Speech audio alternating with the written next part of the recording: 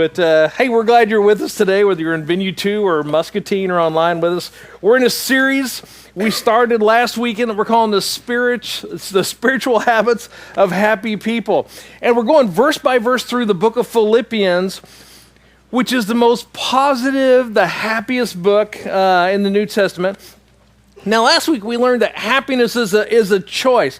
It's not a search. It's not a goal. It's a byproduct of making the right choices in your life. And if you're chasing happiness, you are never going to find it. If you are pursuing happiness, it is always going to elude you. But if you choose the right habits, you can't avoid it.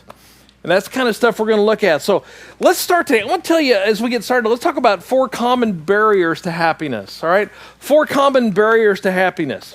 All right, here we go. Now, these things we're going to look at, these are the killjoys. These are the buzzkills of life, right? And when any of these come into your life, it has great potential to rob you of your happiness if you're not prepared. And what we're doing in this series is we're getting you prepared. All right, several things here, 4 things. First one, A, is pain. Pain will help rob you of your happiness. Then it can be emotional pain, it can be physical pain, it can be relational pain. Pain always gets your attention. Always gets your attention. I have the joy right now of having decurvain tenosynovitis. In the old days, they called it mother's thumb. I like decurvain tenosynovitis much better. And when I went in, all the tendons are swollen through here, so I lost the use of my thumb, and it hurts like a big dog. And when I went in for the test for it, have Jason check me. Jason goes, okay. He says, I'm going to do it with this hand because I'll scream with this hand. So he says, fold your thumb into your palm, wrap your fingers around it, and rock your wrist forward. And so I thought, oh, okay. So I just automatically did it. I rocked that thing forward. I heard screaming. I looked up to see who was attacking Jason, what was wrong with Jason. And he's standing there laughing, and I realized it's me screaming. Okay. Pain gets your attention. It is an incredible distraction from your focus, unless you're prepared. So now I know not to do that again. All right, now, next one, B, people. Have you ever noticed people can rob you of your joy and your happiness? I mean, people, what they can be calculating, they can be manipulative, they can be irritating, they can be deceptive, they can be demanding, they can be uncooperative, they can be arrogant, they can be related. Did I miss anything? Yeah. All right, next one, C, pressure. And that pressure can come from your work, it can come from people around you, it can come from outside of you, it can come from inside of you. It'll rob you of your happiness. The next one, D, is problems. There's all kinds of problems, right? I got problems, you got problems, all God's children got problems. And you could probably think of some problems right now that are robbing you of your happiness. Now, Paul talks about all of these buzzkill things, and he gives us an example of how to be happy no matter what's going on around us. See, as Paul's writing this book, again, the happiest book in the Bible, he is in prison in Rome. And in the previous 4 years to him writing this book, here's what happened to him. He was jailed in Caesarea because he was booked on false charges. He was sent to Rome for trial, and on the way to Rome for trial, his boat sunk. And his boat sunk just as the guys on the boat who were guarding all the prisoners on the boat decided, we need to kill all the prisoners so they can't get away after the boat sinks. And Paul encourages them, no, everything's going to be fine. And for some reason, they trusted him. Well, the boat sank. They managed to get ashore, and they spent quite a few days on a deserted island in the Mediterranean. On that island, when they're getting ready to build a fire, Paul grabs for some firewood, and that island happens to be home to poisonous snakes. And guess who got bit? Paul got bit. So then he gets off the island. He's imprisoned for another 2 years in Rome, but because he's such an important prisoner, he is actually physically chained to a Praetorian guard member 24 hours a day for the 2 years, so he's got absolutely no privacy. Paul has got every reason in the world to be unhappy, to be discouraged. Instead, he writes a book that we, 2,000 years later, call the happiest book in the New Testament. Let's read through this through 12, verse 12 through verse 30. I'm going to have you mark a couple things as we go through this. And I want you to know, my dear brothers and sisters, that, what is it? What's he say? How many things? Circle it. Everything that has happened to me here has helped to spread the good news. For everyone here, including the whole palace guard, knows that I'm in chains because of Christ. And because of my imprisonment, most of the believers here have gained confidence and boldly speak God's message without fear. It's true that some are preaching out of jealousy and rivalry, but others preach about Christ with pure motives. They preach because they love me, for they know I've been appointed to defend the good news. Those others do not have pure motives. My wrist goes and now my mouth is going. Do not have pure motives as they preach about Christ. They preach with selfish ambition, not sincerely intending to make my chains more painful to me. But that doesn't matter. Whether their motives are false or genuine, the message about Christ is being preached either way, so I rejoice. And I will continue to rejoice, for I know that as you pray for me and the Spirit of Jesus Christ helps me, this will lead to my deliverance. For I fully expect and hope that I'll never be ashamed, but that I'll continue to be bold for Christ as I have been in the past. And I trust that my life will bring honor to Christ whether I live or die. For to me, living means living for Christ, and dying is even better. But if I live, I can do more fruitful work for Christ. So I really don't know which is better. I'm torn between the two desires. I long to go and be with Christ, which would be far better for me, but for your sakes, it's better that I continue to live. Knowing this, I'm convinced I will remain alive, so I can continue to help all of you grow and experience the joy of your faith. And when I come to you again, you'll have even more reason to take pride in Christ Jesus because of what he's doing through me. Now, underline this whole first sentence in verse 27. Above all, this is actually the key verse in this whole passage. Above all, you must live as citizens of heaven, conducting yourselves in a manner worthy of the good news about Christ. That's a choice, right? Then, whether I come and see you again or only hear about you, I will know that you're standing side by side, fighting together for the faith, which is the good news. Don't be intimidated in any way by your enemies. This will be a sign to them that they are going to be destroyed. By that, you're going to be saved, even by God himself. For you have been given not only the privilege of trusting in Christ, but also the privilege of suffering for him. Ooh, I'm not happy to hear that. Verse 30. We are in this struggle together. You've seen my struggle in the past, and you know that, underline the rest of this sentence, I am still in the midst of it. So Paul, who is writing the happiest book in the Bible, is still in the midst of the struggle. Now he models 4 habits here for us. All right, let's just dive in. Habit number 1, I can be happy no matter what happens in my life if I choose to look at every problem from God's perspective. Now, let me give you a little story from Greek mythology as you're filling that out. So in Greek mythology, there's this young, handsome dude. He's a hunter, and his name is Narcissus. Recognize the name? All right, so Narcissus had an enemy named Nemesis. Some of this is going to start making sense. You're going to go, that's where that comes from, right? So Nemesis was the goddess whose job was to punish people who got filled with pride and became full of themselves. And so Nemesis notices Narcissus and how vain he is, and so she attracts him to a reflecting pool where he looks into the pool, and in that water he sees his own reflection. Guess what happens? He falls in love with his own reflection. And so he's so obsessed with seeing himself in that water, he never leaves that pool again. So he becomes so obsessed with the view he wanted, which was himself and what he wanted, he can never see anything else again. That's why today we call people who are obsessed with themselves narcissists. All right?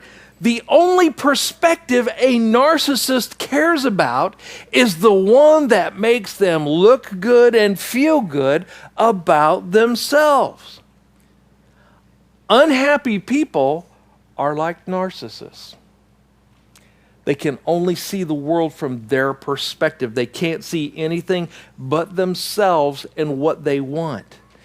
Happy people have a larger perspective than just themselves and how things affect just them. They have a bigger worldview. They see the big picture.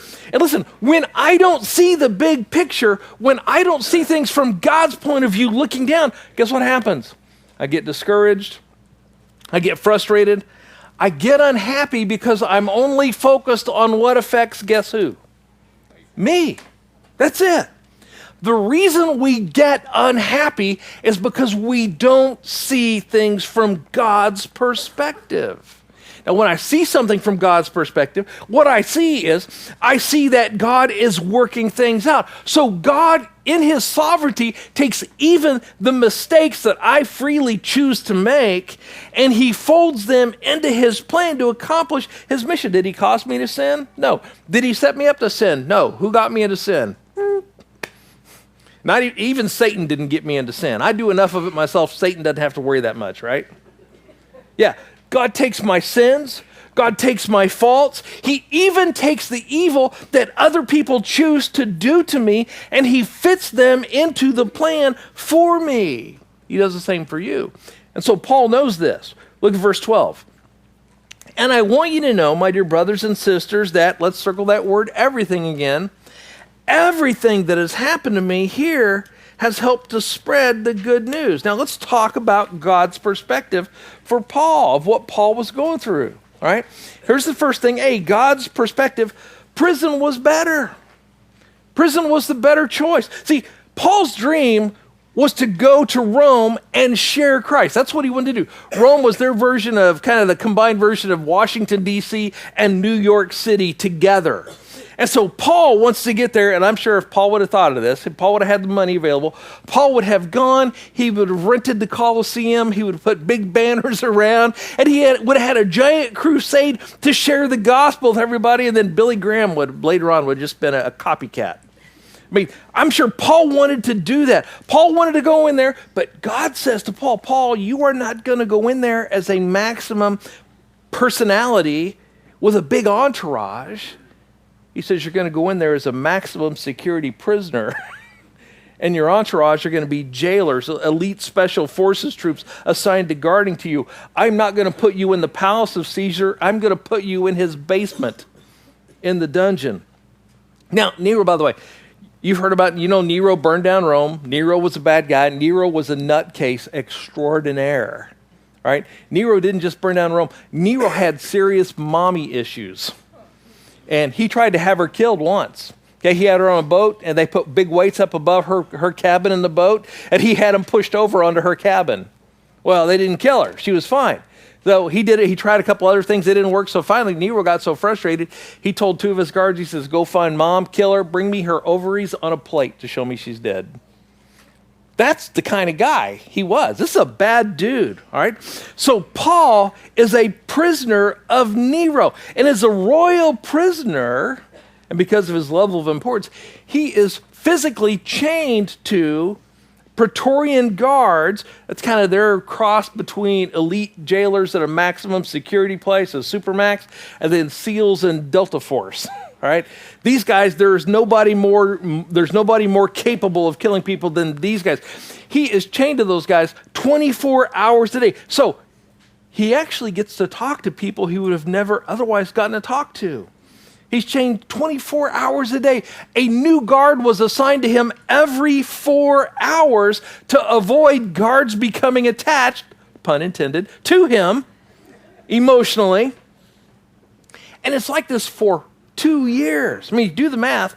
So Paul is chained to 6 different guards a day for 2 years, meaning Paul has a captive audience of over 4,300, almost 4,400 different people.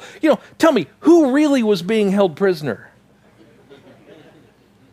Yeah, who was the captive audience? Now, chapter 4, we're going to jump ahead for a second, verse 22, tells us the result of Paul being chained to the royal bodyguards for 2 years. He's giving greetings when he closes the book of Philippians, and he's sending greetings to people. And watch what he says. And all the rest of God's people send you greetings too, especially those, circle the last 3 words. Where are they? In Caesar's household. So within 2 years of Paul going to Rome, some of Nero's own family had chosen to follow Christ. Not because Paul was in the palace, but because Paul was in the palace's basement, in the dungeon. I love that. All right, another perspective, B, God's perspective. Paul, sit, focus. I can imagine Paul's mom yelled those words at him many times. I think if Paul were a kid today, he'd have been put on Ritalin, His special room at school would have been the skills class, I'm sure, I mean, he was so highly motivated and so highly active. He's all the time, he's looking for what's the next project? What's the next thing I can do? So what did God have to do with him to get him focused? Put him in prison. Get him chained between a couple of guys. Why? Because as long as Paul is out running around, guess what Paul's going to keep doing? Running around. God puts Paul in prison where Paul can't run around, where Paul has no distractions from the outside. And what can he do?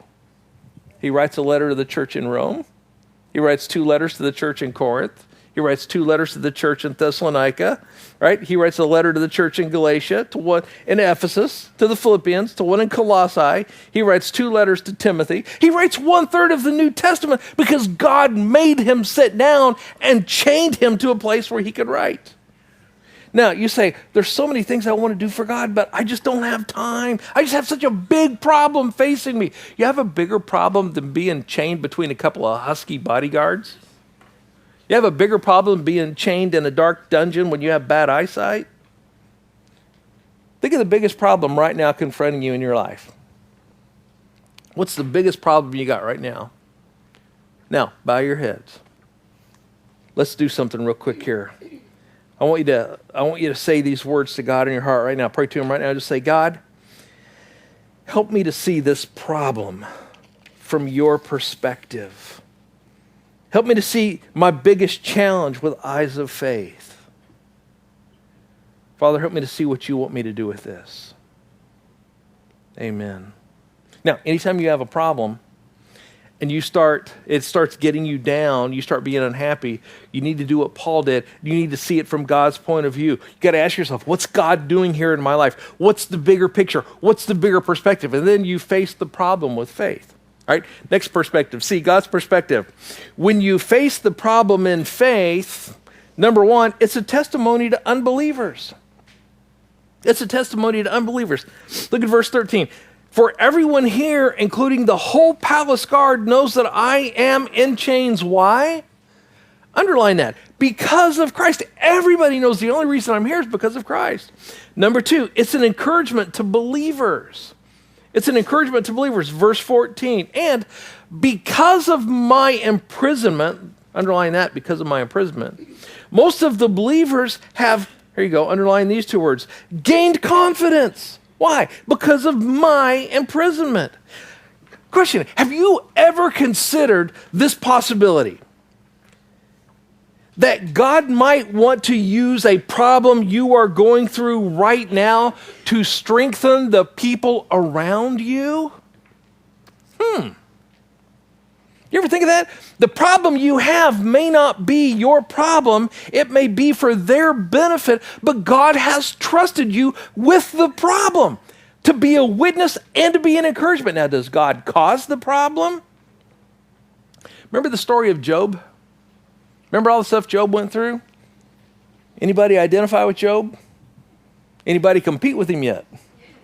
No, good. Yeah, sometimes we think we're competing, right? But no, we're not. In reality, that's called a hangnail you're dealing with, okay, compared to Job. See, what did Job do to deserve all that stuff that happened to him? Not a thing. In fact, what happened was Job was doing all the right things, which is why he got the bad thing. He got the bad thing because God was showing Satan a lesson, and God was creating Job to be an encouragement for the rest of us 4,000 years, 5,000 years later. That's the whole point of that. We are encouraged by Job today. Nearly every culture that has ever had Judaism or Christianity in it, even Islam, they talk about the patience of who? Job. So even now, Job encourages billions of people. Your problem may not actually be about you. It may be for the benefit of those around you. And God has entrusted you with this challenge because God knows you can handle it, right? 1 Corinthians 10 tells us there's no problem you have that you can't stand up under. If you can't stand up under it, God gives you a way out. God knows you can handle it, and he's trusted you to be a benefit to others with that problem. All right, habit number 2. I can be happy no matter what happens in my life if I choose to not let others control my attitude. You ever say to yourself, that person just ticks me off? Really? No, What you have to say is, I choose to be ticked off about that person. There's a good example Paul gives in this passage. I can be happy no matter what happens, right?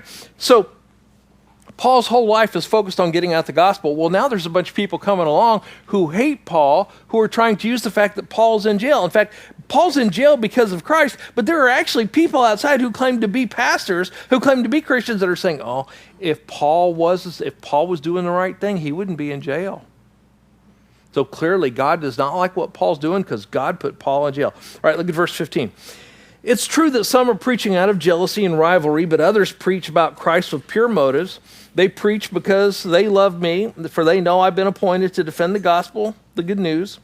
Those others do not have pure motives. As they preach about Christ, they preach with selfish ambition, not sincerely, intending to make my chains more painful to me. Why? Because they're making accusations against Paul, and Paul can't get out there and defend himself. He says, there are people who are slandering me, who are questioning my motivation, who are questioning whether or not I even serve God, even though I've done nothing wrong.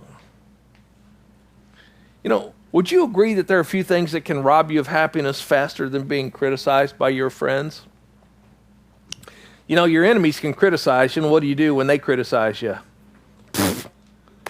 Idiot, you know? Of course I expect them to criticize me. But when your friends criticize you, when the people you love, when the people who matter to you start criticizing, what happens? Stomach starts churning, right? Your stomach starts churning. Why? Because we all want to be accepted. We all want to be loved. Let me give you one of these happiness hints I'm giving you as we go through this. I don't need the approval of other people to be happy. I just need God's approval. You don't need anybody else's permission to be happy. You are as happy as you choose to be. If other people aren't happy, that's their choice, but you don't have to depend on them for approval in order to be happy. Remember, we did a whole series on this just a few months ago. We called it You're Making Me Crazy. Remember that one? Crazy makers, man, they will work to rob you of your happiness if you're not prepared to deal with them. Now, watch Paul's attitude. The thing we just read, he just listed about the troubles and pain they're intentionally causing him as a person. Here's how Paul looks at all that. Verse 18. But that stuff they're doing doesn't matter. Whether their motives are false or genuine, the message about Christ is being preached either way. So I do what? I rejoice, and I'll continue to rejoice. I love it. He says, I'm not going to let other people control my attitude. They're not going to affect me by what they say about me, what they accuse me of. They can criticize me. They can compete with me. They can conspire against me. They can try to make me fail, but it doesn't matter, because what I'm going to do, I'm going to focus on Christ. I'm going to focus on God's purpose for me, and I'm going to choose to be happy, and I will continue to choose to be happy. That's what he says. All right, habit number 3. I can be happy no matter what happens in my life if I always choose to trust God to work things out. Problem is, I don't generally trust God to work things out without my help. Right? God, I got an idea. Right? God, I know how to fix this. If you just do what I tell you, we could be done with this. Right? That's what we like to do. Except that I have to remind myself that he's still God and I'm still not, right? So this is that faith factor. So when you're going through something, when you're going through a problem, you actually end up with 2 choices, not in your notes, but you can scribble this out to the side somewhere. You actually have 2 options when you're going through a problem. You can worry or you can worship, but you can't do both at the same time. You can worry or you can worship. If I worship more, I'd have a whole lot less to worry about, right? Isn't that a fact? See, you can pray or you can panic. If I prayed more, I would panic less. This is that faith factor. What does Paul choose to do? Well, Paul actually lists 4 sources of strength. Now watch this in this next verse as we read this. I'm going to have you underline these things. I think I marked them 1, 2, 3, and 4 for you in there. But underline these things as we go. So here's Paul's 4 sources of strength. He says, I rejoice and I will continue to rejoice. Why? First one, for I know, underline I know, or circle I know. I know, that's the first thing. I have confidence that as, underline the next 4 words, you pray for me. That's the second source. So he says, I have confidence. You're praying for me. And the Spirit of Jesus Christ helps me. That's the third one. Spirit of Christ helps me. This will lead to my deliverance. Number 4. He says, I have confidence. You're praying for me. Jesus is going to get me through this, and I will get through this. See, in that one verse, he lists 4 sources of strength in rough times. This is how you stay positive. This is how you stay happy no matter what's going on. I'm confident in God. You're praying for me. Jesus has promised to get me through this. I will get through this. This, whatever I'm going through, is just a phase. All of it is just a phase. All right. Finally, last habit here, number 4. I can be happy no matter what happens in my life if I stay focused on my purpose rather than my problem. If I stay focused on my purpose rather than my problem. I will never forget as a kid reading things that Viktor Frankl had said.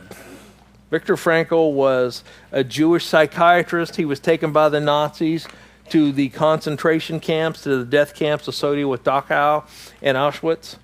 And all of his family, all of his friends, even his own mother, all the people around him in his life that he loved were being gassed, they were being murdered, they were being killed. And one day he is standing in the cold with another group of men in front of Gestapo, in front of people who are interrogating them. They have been stripped naked. They are standing in the cold. The Germans are mocking them. They're laughing at them. They're accusing them. They're abusing them. And Frankl said as he was standing there in the cold, he says, it dawned on him, the last of the human freedoms is to choose one's attitude in any given set of circumstances, to choose one's own way. In other words, I cannot control what other people do to me. I cannot control what other people do around me, but I can control how I respond. That's Paul's choice. That's exactly what Paul says. This is biblical. Philippians chapter 1, verses 20 through 22. In spite of all the bad things happening, he's writing from prison. For I fully expect and hope that I will never be ashamed, but that I will continue to be bold for Christ as I have been in the past. Why? Because he's going to continue to make the same good choices. And I trust that my life will bring honor to Christ, whether I live or die. Remember, he's in prison awaiting execution. He has no idea how this is going to come out. Right? Now, we look back and we kind of know what happens to him, but remember, when he's going through this, he's seeing it in real time. He's not looking back on it. As far as he knows, this is his last prison stay. Verse 21, for to me, underline these words, living means living for Christ. I don't know what's going to happen, but living means living for Christ. And dying is even better. Why would dying be better? Well, did you not pay attention to what happened in the previous 4 years? Who wouldn't want a shortcut out of that, right? Verse 22, but if I live, I can do more fruitful work for Christ. So I really don't know which is better. Which is better? If I continue to live, that's good for you. If I die, that's really good for me. So he goes back to God's purpose for him. Verse 23. I'm torn between the two desires. I long to go and be with Christ, which would be far better for me, but for your sakes, it is better that I continue to live. Knowing this, I am convinced that I'll remain alive so I can continue to help all of you grow and experience the joy of your faith. And when I come to you again, you will have even more reason to take pride in Christ Jesus because of what he's doing through me. Listen, Paul's onto something here. How do you serve God on earth? You can't serve him directly, right? Because you can't see him. The only way you can serve God on earth is by serving other people in his name. So he says, while I'm alive, my purpose is simply to serve Christ by serving you. And that's a good thing. And when I die, I get to go be with Christ. And to me, that's a good thing too. But either way, I win. It's a win-win. I win if I stay. I win if I go. So to be honest, he says, I am ready to die. I'm ready to go to heaven. But it's best for you right now if I stay and continue to teach you. And I also know, even if I stay to teach you, I still eventually get to be in heaven. Listen, the reason why most people are miserable is because they think happiness comes from the circumstance. They think happiness comes from what's going on around them. They think if I just get more possessions, if I just get more pleasures, if I just get better status, if I just get sex, if I just get better salary, if I get a bigger house, drive a nicer car, get more influence, get a bigger name for myself, I'll be happier. But happiness comes not from gathering for yourself. It comes from serving others. It comes from giving your life away. And until you understand that, you are not going to be happy very much in your life, because happiness does not come from self-gratification. It comes from self-sacrifice. Would you bow your heads with me? Father, there's so much we get distracted by today. And Father, we're so used to living in this life where everything we think is about us. And we forget that all of life is actually about you and serving you, that you are the center of life. You are the center of our universe. So, Father, today we come to you in prayer that you'll help us to find happiness as we make the right choices.